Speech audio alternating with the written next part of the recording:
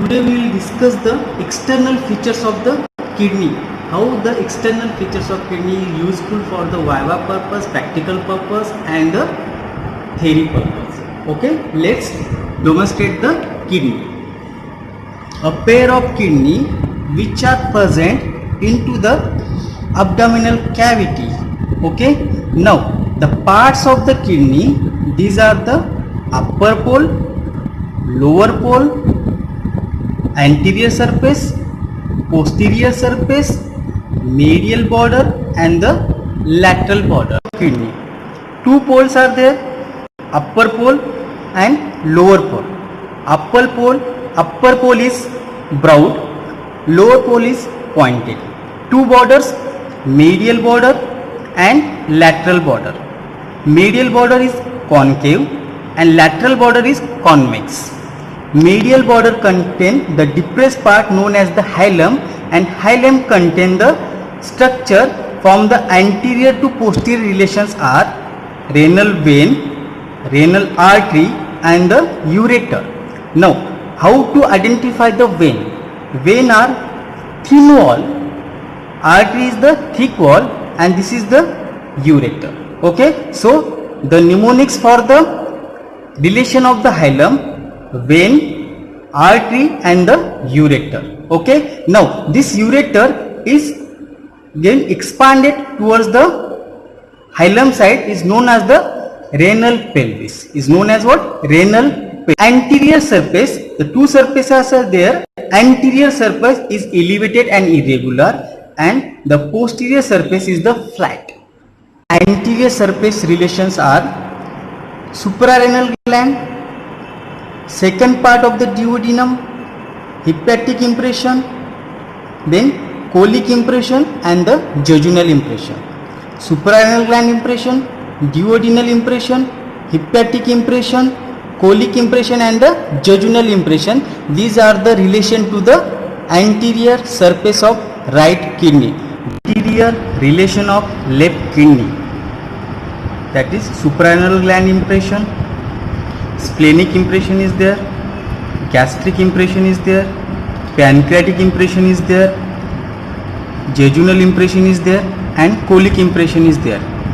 Suprarenal gland impression, splenic impression, gastric impression, pancreatic impression, jejunal impression and colic impression. It is all about the anterior relation of left kidney.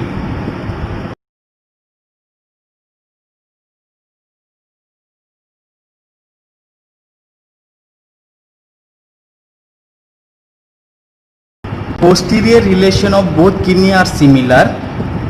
Medial arcuate ligament, lateral arcuate ligament. It's related to the ribs are there and diaphragm is there.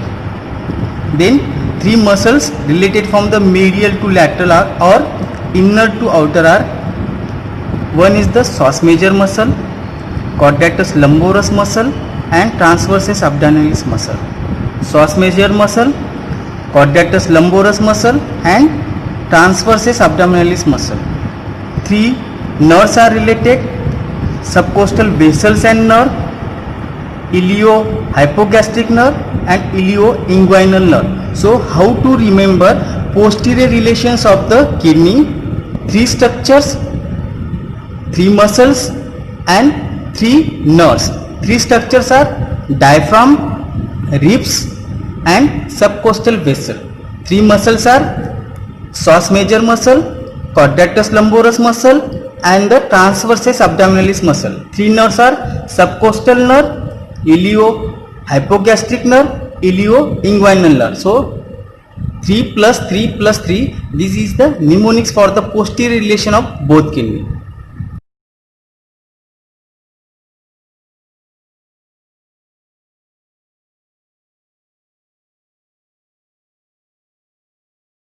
Section of kidney having three parts: cortex, that is renal cortex, renal medulla and renal sinuses.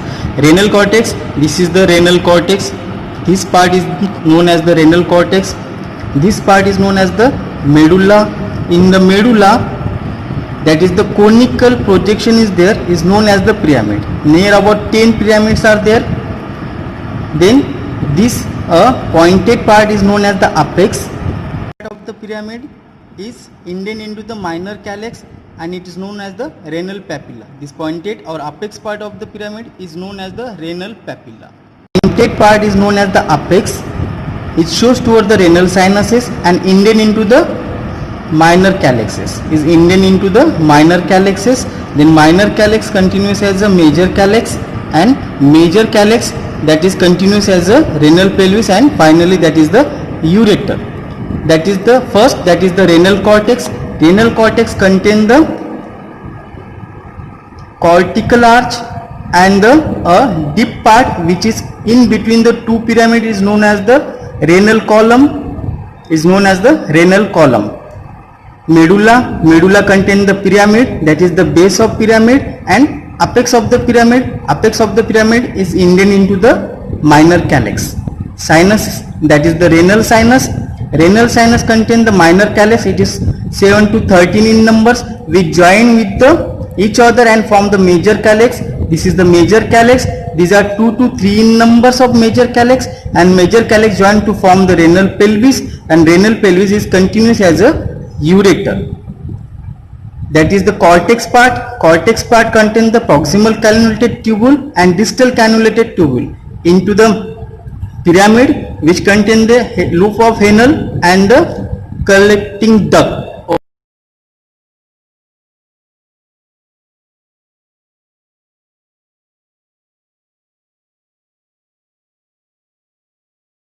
Pair of excretory organ situated on the posterior abdominal wall. It is a retroperitoneal organ. Kidney occupies the epigastrium, hypochondrium, lumbar and umbilical regions.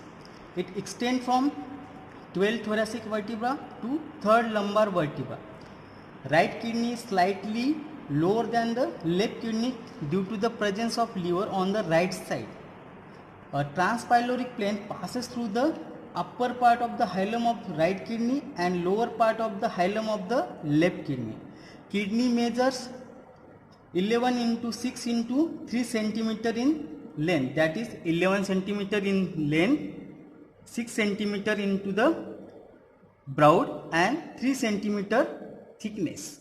It is near about 135 to 150 grams in weight. It is bean shaped structures and also reddish brown in color. In fetus, kidney is lobulated and it's made up of about 12 lobules. After birth, lobules are gradually fused with each other and form a single kidney. Evidence of the fetus lobulated may be persistent. Now,